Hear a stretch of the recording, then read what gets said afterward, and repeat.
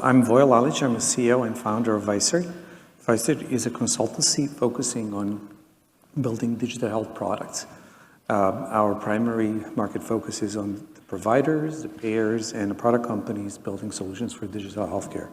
We've been in business for over 20 years and have engaged on more than 300 projects of that kind, from Blues and Kaisers down to early stage companies.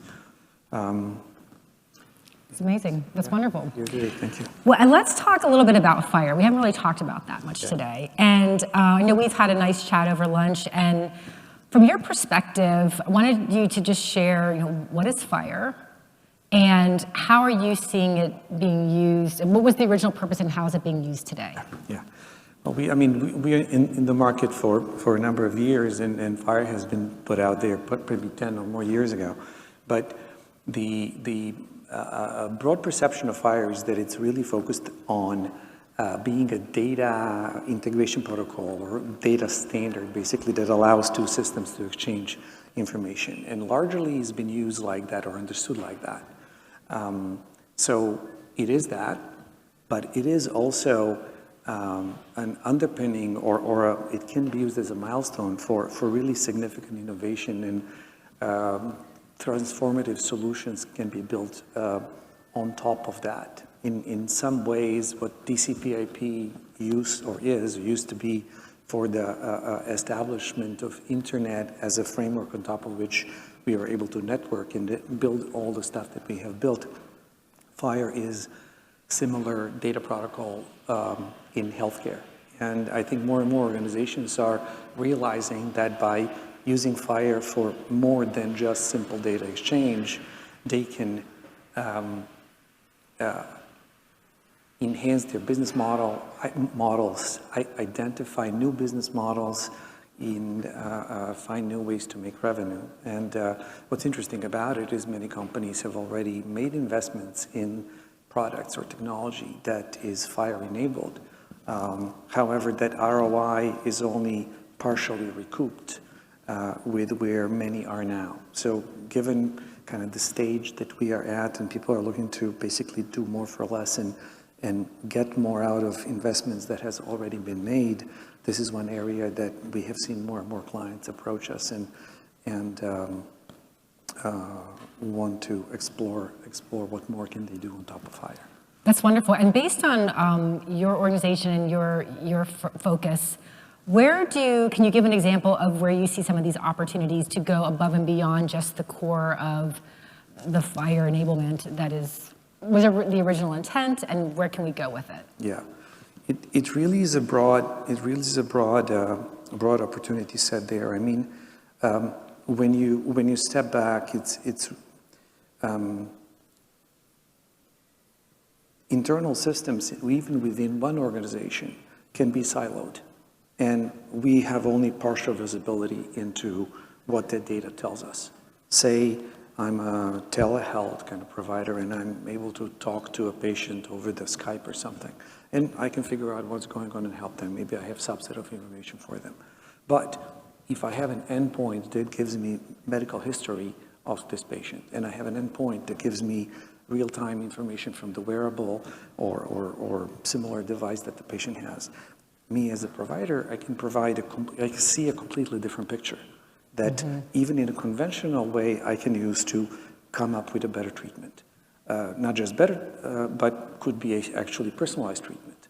And then by extension, Gen AI has been something that we've seen a lot over the last 12 months. It's been cooking, but more and more. By having this data set, we can support these decisions, and as well as a lot of administrative work through generative AI solutions. So it really can, from just doing one-dimensional thing, even from the information within one organization, you can turn your business around and do more for the patient at the same time.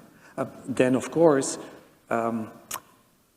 large providers may be like more kind of monoliths, that they have all that in their systems, but there are pros and cons of that approach, and I would kind of open that up. But by having FHIR endpoints in the network that's not in necessarily your organization, you can actually get even more data into consideration as you make these decisions. And it doesn't need to be just clinical decisions, or it can really, mental health, it can really be broad. So like one example, we have worked with a remote patient monitoring organization where it's like elderly patients, and they have 5-6 devices in their home, or on themselves. All the data comes in, but putting that data in a FHIR endpoint allowed the organization to make it integratable with other systems, from EHRs to lab to various types of things. And really on top of that, we have built AI and deterministic tools that can then see what's coming in, make decisions on whether something is urgent or something can be looked at the later time. So you can do it without FHIR. It's data is data, but this makes, it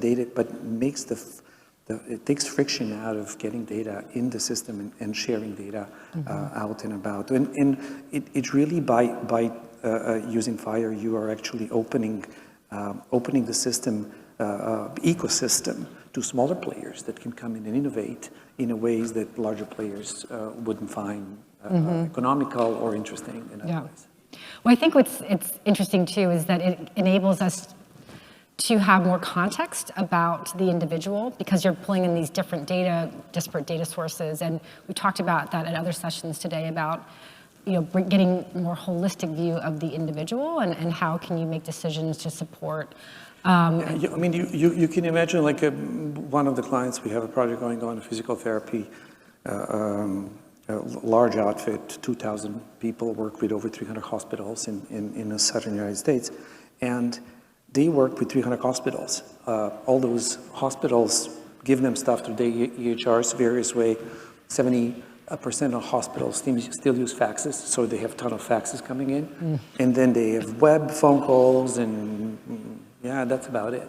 So these guys are getting this information in all these ways, and it's very difficult for them to actually get meaningful input from the PCPs, from the surgeon, whatever the deal is. And then feeding that back is also challenging to such a mushmash of things. Yeah. So we are trying to streamline that and help work with them to help to set up the structured and standardized data exchanges. But then on top of that comes an opportunity, and basically broader vision becomes more clear what that organization can do and how can they provide value to their customers, and to their partners, which are hospital systems, and to the clients, meaning patients. You mentioned something. I would like to just put a sidebar shout out to anybody that can figure out this fax situation with providers, because with all the innovation going on, we need to do something about this. I don't know what, but it's a problem that needs to be solved. It is amazing to me that somehow faxes are meeting all the regulatory privacy and requirements, that fax is that thing that does that, and all this other bazillions of dollars are kind of not getting us there. But one of the challenges is adoption training, and a lot of this stuff, we can't just force technology into a new age and a new stage of how we provide healthcare. A lot of this is with people's habits, and these challenges are usually on projects like these.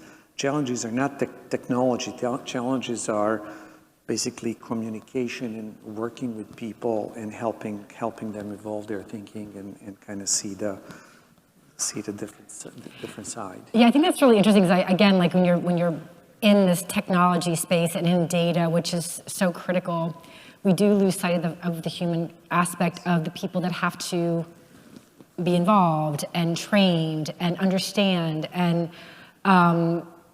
when we talk about challenges with driving innovation further, the human experience is also often one of the biggest challenges that we have. Yeah. And just change management. People don't like to change. And so it's a really interesting sort of situation. But again, as I think about leveraging FHIR in new and more holistic, innovative ways, what are some of the other challenges that you see beyond just the human aspect I don't know, maybe from a regulatory standpoint or any other challenges that you see? Yeah, I mean, it's interesting that this has been around for a while, and we have seen some adoption, but a lot remains to be done. I think generally the organizations are very constrained with the resources that have this capability, and it's an infrastructure piece in a way, and kind of getting over the infrastructure hurdle becomes a challenge. The skill set around this is relatively hard to find and hard to kind of maintain in the organization. So what Vicert has done, we have built, we call it blueprints, but there is a FHIR testing framework, a blueprint, as well as FHIR gateway blueprint. Through years and number of these opportunities to work and help organizations with this stuff, has become a protocol for us that over, what we can accomplish over 30, 60 days usually takes 6 months to a year for internal team who needs to be geared up, informed, and so we can do it really faster, cheaper, better, and de-risk this whole thing. And obviously organization and their kind of product and engineering teams, they're much better.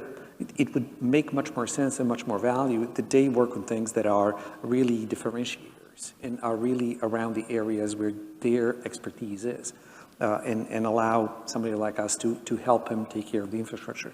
What's interesting through these years, and so it has been efficiency, but what we have done as well as the partners and the consultants with these organizations is that we are able to see the vision, to kind of see behind the hill, behind the door, that people are now like focused on very tactical things around FHIR and running the infrastructure, but we can be a partner as well, not just delivering that infrastructure and stitching it together more effectively, but we can be the one who can help work with them to articulate the vision once the infrastructure is in place, and what else can they do? So to some extent, there are all these technology challenges, but the first challenge, or people challenges, which you said, but the first challenge is actually realizing that there's much more behind the FHIR gates. Right. I want to put it that way. When I think, again, like other themes that we've heard today is that it takes collaboration and partnership, and it takes a village to bring these things forward. And I think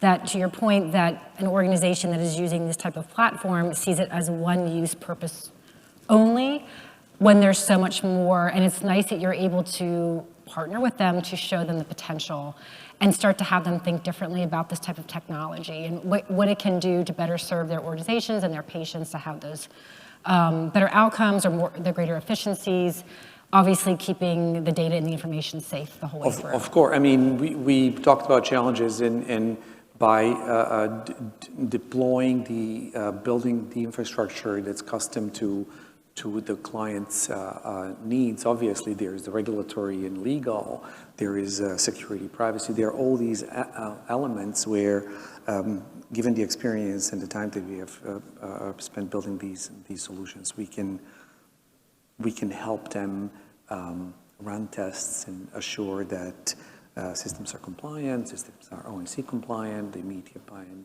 GDPR requirements for those in Europe and so forth. So there is a complexity there, and that has been a hurdle.